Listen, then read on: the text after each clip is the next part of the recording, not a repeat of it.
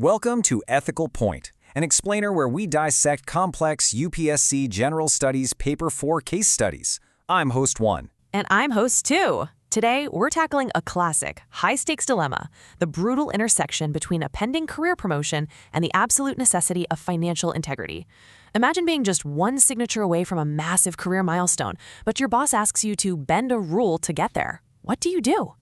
Here's our roadmap for this explainer. First, we'll outline the administrative dilemma, map out the stakeholders, and evaluate the options. Then we'll dive into the core ethical issues, determine the most appropriate choice, and finally, look at exactly how to structure your mains answer. Let's get started. All right, Section 1, the administrative dilemma. Let's step right into the shoes of Rajesh. He's a Group A officer in an Oil PSU with 9 solid years of service under his belt. He is desperately waiting for his JAG promotion, meaning he absolutely needs a glowing ACR from his immediate boss to cross the finish line. Right, but then his boss hands him what I call a completely radioactive file, a 35 lakh rupees stationery order from a favored vendor. The catch? Rajesh's approval limit is capped at 30 lakhs. Anything over that needs his boss's official documented sanction. So would you break a rule to save your career? Honestly, my skeptic brain says, hey, just split the bill. Make it an 18 lakh and a 17 lakh bill. You stay under the radar, the boss is happy, and you get the promotion. Easy, right? It sounds easy, sure, but as your mentor here, I've got to hit the brakes. There are massive invisible threats lurking right beneath the surface of that quick fix. And that brings us to the core friction. On one hand, you've got this tempting short-term gain, nailing that JAG promotion and keeping the boss happy. Exactly. But on the other hand, you're risking long-term professional integrity. We're talking about adhering to the general financial rules, the GFR, and the very real, terrifying risk of an audit. Splitting bills to bypass approval limits isn't just a minor shortcut. Actually, scratch that. It's a severe financial irregularity that completely damages an organization's reputation. Which leads us to Section 2, Stakeholders and Core Interests. To really grasp the blast radius of his decision, we have to look past Rajesh's immediate anxiety. An ethical administrator never makes decisions in a vacuum. You've got Rajesh and his boss, sure, and the favored vendor chasing commercial gain. But don't forget the dealing assistant! This junior staffer is watching Rajesh like a hawk to see what kind of culture is actually tolerated in this office. Plus, the Oil PSU's financial propriety is on the line. And finally, you have the audit authority, acting as the institutional watchdog for the ultimate stakeholder, the public and their taxpayer money. Which brings us to a foundational concept you need to know. We must ground our analysis in the public trust doctrine.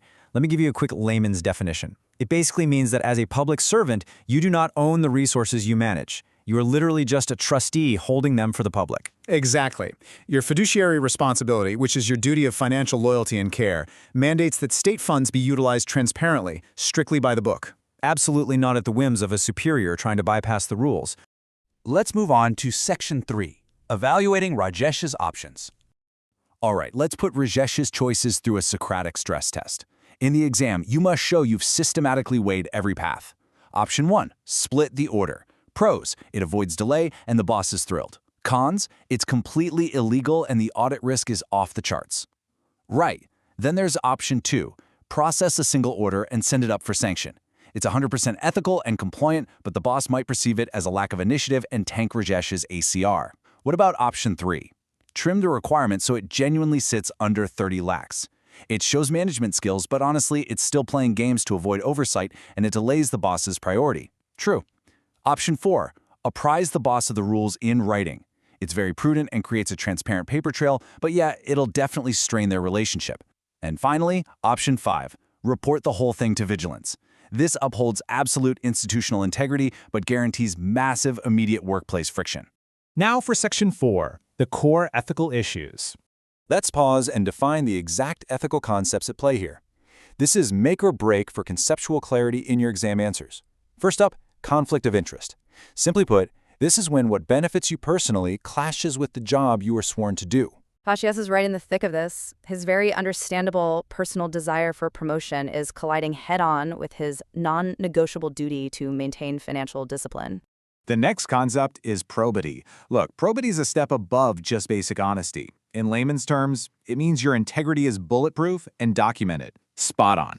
It means ensuring public funds are spent with total transparency, easily surviving the harsh spotlight of an audit.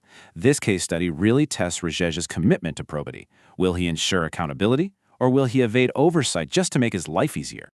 At the end of the day, this is a profound test of character. It boils down to professionalism and moral courage versus institutional sycophancy. Moral courage means doing the right thing, even when it puts your own immediate safety or status at risk. Will Rajesh earn his promotion on merit, or will he just become a convenient, sycophantic yes man who normalizes rule-breaking? Let's find out in Section 5, the most appropriate choice. As a mentor, my advice here is crystal clear. Do not compromise your long-term credibility for short-term gains. Here is Rajesh's leadership blueprint. Step 1, he must process the file as a single 35 lakh rupee order. Step 2, because it's over his limit, he officially seeks sanction from the higher authority, his boss. Step 3, he clearly communicates the general financial rules to his boss in writing to establish a solid paper trail. And Step 4, if the boss exerts unlawful pressure to bypass this, Rajesh must stand ready to escalate it to vigilance. And the rock-solid justification for this is Rule 157 of the General Financial Rules. This rule explicitly, in black and white, prohibits splitting purchase demands just to bypass approval limits or avoid mandatory procedures. By strictly adhering to Rule 157, Rajesh does something vital. He protects himself from future vigilance inquiries, sure, but he also preserves the systemic integrity of his entire office. If that dealing assistant sees Rajesh cave today, Rajesh loses all moral authority to lead them tomorrow. Normalizing rule-breaking is like a virus. It damages the long-term culture of public institutions. I want you to memorize this quote for your exam: "Integrity is a shield against future legal and professional liabilities." Let that sink in. It is so true. An adverse notice from an audit authority 5 years down the line will utterly destroy Rajesh's career, way more than a temporarily delayed JAG promotion today. Compare those long-term reputation gains against the immediate threat.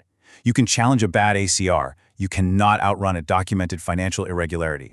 Finally, Section 6, UPSC Mains Answer Strategy. All right, let's transition to the exam room playbook and translate all this theory into a high-scoring 20-mark mains answer. Structure is everything. Start with a crisp, standard introduction. Define the core ethical friction, in this case, integrity versus expediency. Then move to your core analysis. Map out those stakeholders and objectively weigh the pros and cons of all your options, just like we debated. Next, present your way forward by providing a step-by-step, rule-backed action plan. Conclude by zooming out to highlight the long-term impact on institutional culture.